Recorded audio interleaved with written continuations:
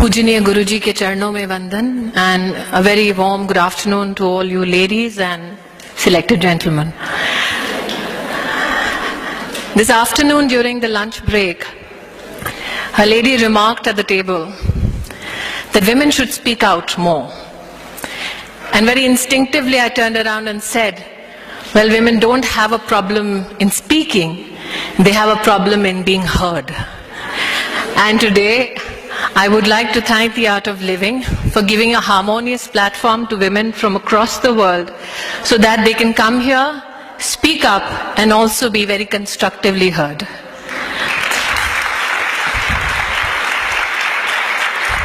I had two very senior, experienced ladies give the world view with regards to global connect and conflict. While I was listening to one of the pioneers in the women's movement in Europe, I heard her talk about nations in pursuit of protecting national identities. I heard Ms. Anderson quote Mahatma Gandhi. And while I was reflecting on this pursuit for preserving national identity, my thoughts went to the lady from Sri Lanka who's sitting here. We all in our country, that is India, absorb and follow a lot of values from so-called epics like Ramayana. And in Ramayana, when Prabhu Ram had been victorious over Ravan and he was leaving back for home, he was told by Vibhishan that Lord Ram, now that you are victorious, you can stake a claim to the golden city of Lanka. And at that time, Lord Ram turned around and said, Janani Janma Bhumishcha Swargadapi Gariyasi, that my motherland, my mother, is so beautiful that she is greater than all the heavens that human beings seek to achieve. It is because India as a culture has infused the feminine virtue in pursuit of a strong nation that we serve as individuals not only a national cause but also the cause of humanity. India as a nation, as a culture, has defined for the world Vasudhaiva Kutumbakam, which means the world is one family. India has been blessed by Gita, wherein Lord Krishna said that if you walk on the path of dharma, if you absorb, if you follow the path of righteousness, then you not only emerge as a true leader, you also serve and bring about a stronger nation and a stronger universe, a stronger world. And it's interesting that today, in this very nation, through this very platform, we talk about globally connecting, we talk about leadership that helps us connect.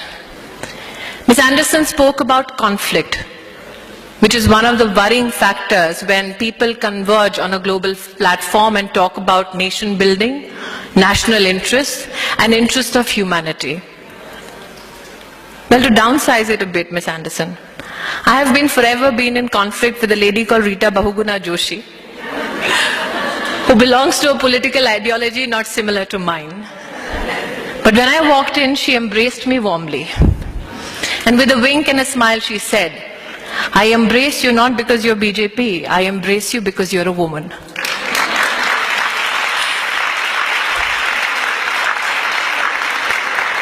I then went, and when I was about to sit, I was warmly greeted by Dr. Ghazanfar from Afghanistan, a lady who serves as the Minister for Women's Affairs. We don't know each other's language, but we all knew just one thing, that we culturally connected, and especially so because we are both women in the field of politics. I know that conflict arises when there is widespread poverty. Conflict arises when there is illiteracy. Conflict arises when there is a race to take ownership of resources.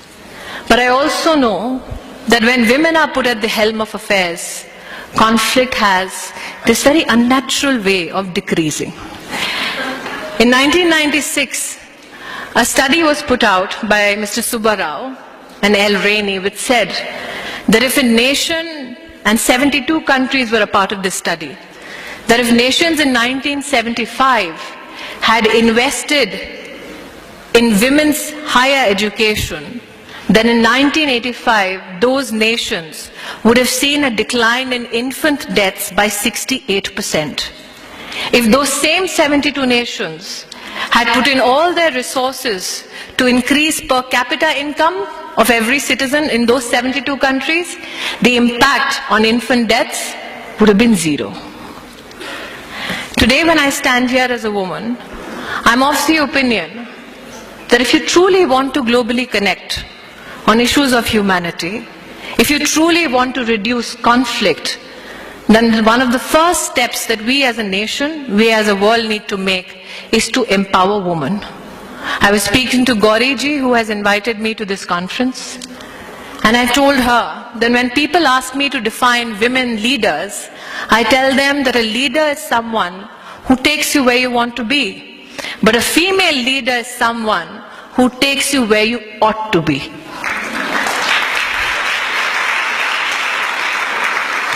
Ms. Anderson spoke about legislation.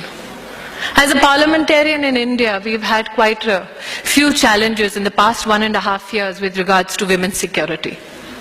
Does it break my heart every time I need to raise my voice in Parliament about a woman getting raped? Yes, it does. Does it break my heart when I discuss statistics with regards to infant girls being killed just because they're girls? Yes, it does. It breaks my heart when I recognize and I realize that over 1 crore girls die in our country every year in a mother's womb, and nobody speaks out for them because children are not vote banks. But at the same time, I wonder, is legislation enough? If we truly seek to empower our nations, our society, the world at large, will legislation be enough? And that's when I reminded myself of a quote by Mahatma Gandhi, who said, "Be the change you wish to see in the world." Kavita ji has been more than generous in my introduction. Apart from the role of Tulsi, the quintessential Bahu, I also had the privilege of discussing socio-political issues on various platforms. And during one of my shooting schedules, I walked into a studio and met a lady who was quietly sitting at a corner of a room. And I was told that this is the lady of the day and I have to interview her. When I walked up to her, I asked her, could you give me a little bit of an introduction so that I can say that to the camera?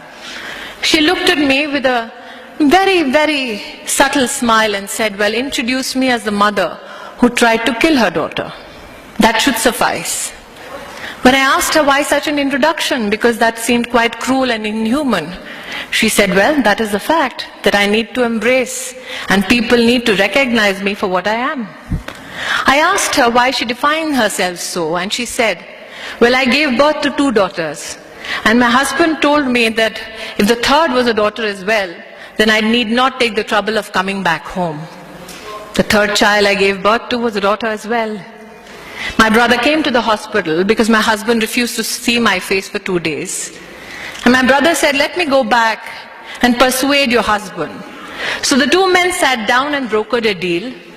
The husband said, if your sister can make do and wish away the third child, she will be given the permission to enter home. The brother, without consulting the sister, said, well, my sister shall do as you please.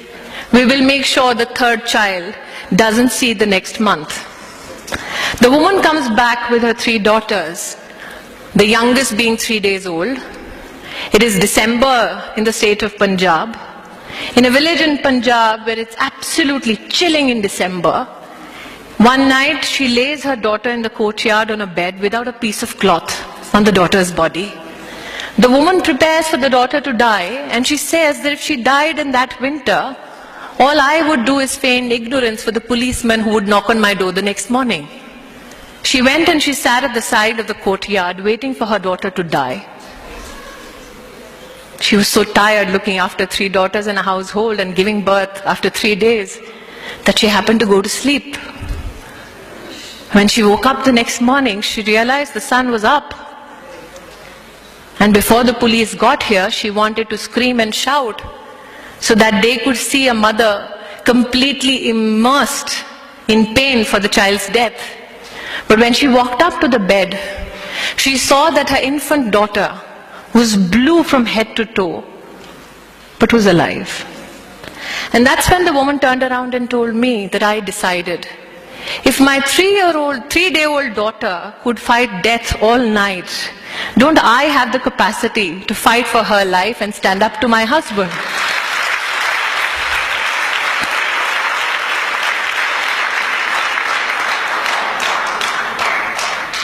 Kautilya in Arthashastra had said, for a good leader, it is not enough to exercise control or be victorious over external forces and enemies.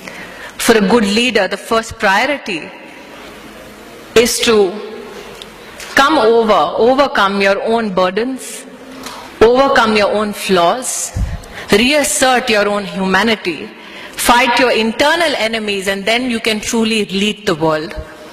I feel for the globe to connect, for nations to be empowered, it is extremely essential for the women in that country to be educated, to be employed, to be treated as human beings, as Ms. Anderson said. And I think that is when we can truly connect. Because what connects me to Ms. Anderson or Ms. Dr. Ghazanfar from Afghanistan is not that we have a political cause that we pursue, not that we have a human rights cause that we pursue, but the only one fact that we are all women who want to pursue that world where every woman is given the right to live her life with dignity, the right to live her life in peace, and the right to live her life in such a fashion that she can encourage others to treat everyone as equals and to provide those opportunities to men and women alike. So once again, a nation that's defined its own cultural ethos by saying, Bahujan Sukhai, Bahujan Hitai, that we as a nation are dedicated to the happiness and welfare of all. I am hoping that the global connect we seek is a global connect that is inspired by India's idea of Vasudhaiva Kutumbakam, that we are one family who will resolve and rise above every conflict, for we as a world come together and serve not individual national interests, but also interests of humanity.